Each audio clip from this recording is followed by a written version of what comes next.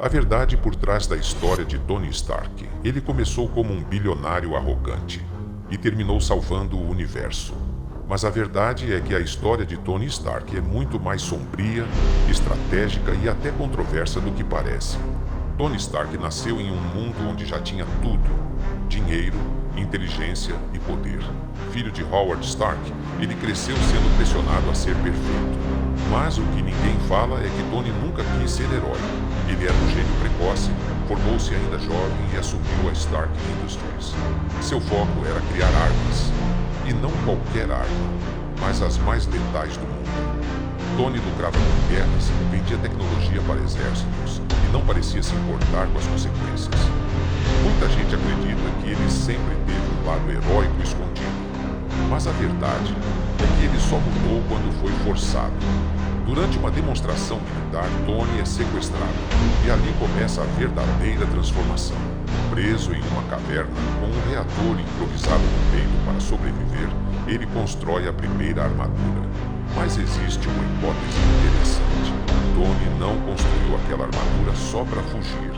Ele construiu para provar para si mesmo que ainda tinha controle sobre a própria vida. Essa foi a primeira vez que ele deixou de ser só um gênio e se tornou um sobrevivente. Quando volta para casa, Tony toma uma decisão que muda tudo. Ele fecha a divisão de armas da empresa. Isso gera conflitos internos e marca o início da sua transformação.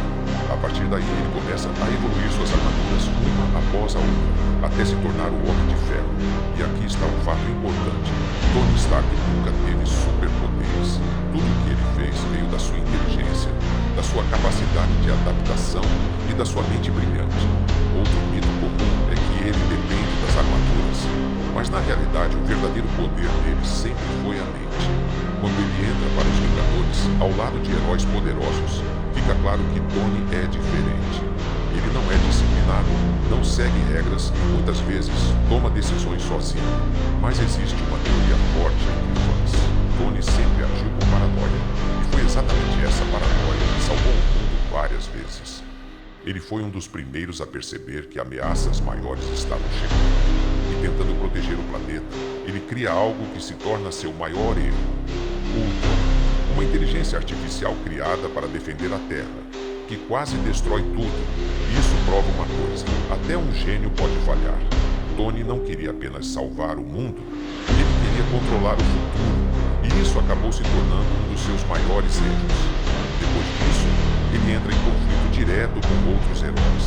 Não é só uma briga de ideias, é algo pessoal. Ele carrega a culpa por tudo que deu errado.